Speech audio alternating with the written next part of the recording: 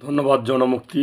আপনি জানতে চেয়েছেন যে এনসিপি নেতা হাসনাত আবদুল্লাহ বলেছেন যে তারা কোথায় ওনাদের টি শার্ট কিনতে যায়, কোথায় খায়, কোথায় জুতা কিনে, সব সাংবাদিকরা জিজ্ঞাসা করে টাকা কোথা থেকে আসলো।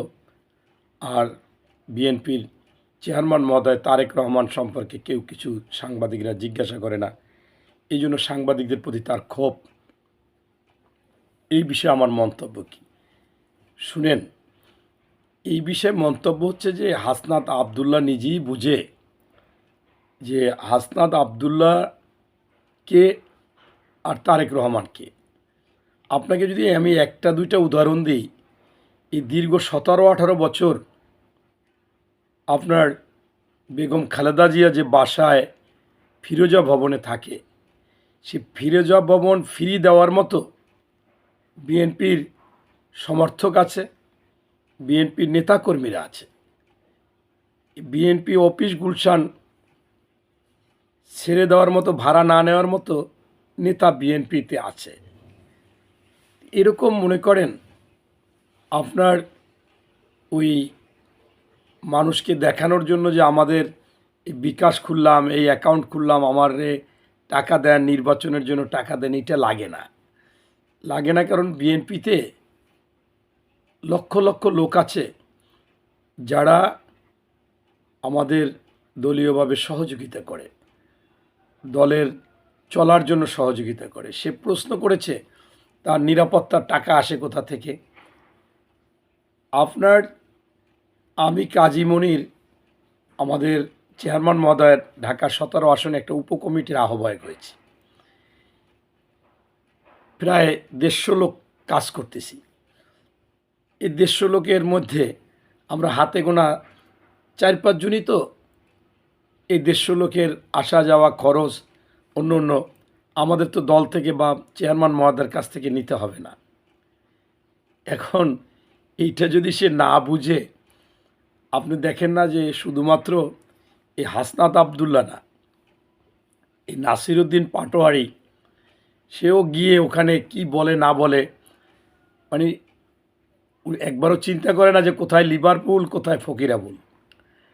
আরে বাবারা, রাজনীতিতে এসেছো, রাজনীতি একটা দীর্ঘ সময়ের বিষয়। আস্তে আস্তে আস্তে আস্তে আসো। এখন এরা যে চালচলন করতেছে, জনগণ তো তাদের উপর আস্থা হারিয়ে ফেলেছে। কারণ এই যে সরকার গঠন হলো, সরকার গঠনের আগে কিন্তু চূড়ান্ত সিদ্ধান্ত এই সরকারে যারা যাবে তারা কোনো দল করতে পারবে না, এমনকি তারা নির্বাচনও করতে পারবে না। সেখানে কিন্তু তাদের এই ছাত্ররা গিয়ে সেখান থেকে আবার বের হলো, আবার দল করলো, আবার নির্বাচনও করতেছে। এখন বাংলাদেশে সেটা একটা অনাস্থা এসে গেছে এবং যে পরিমাণ দুর্নীতি, চাঁদা, দখল, তোমাদেরকে জিজ্ঞাসা করবে না তুমি বাবা হাসনাত আবদুল্লাহ, তুমি যে আমাদের সাধারণ মানুষের কাছ থেকে বন্যার সময় 12 কোটি না কত কোটি টাকা টিএসসিতে উঠাইলা, সেই হিসাবটা কি দিয়েছো তুমি? তোমার মধ্যে স্বচ্ছতা আছে?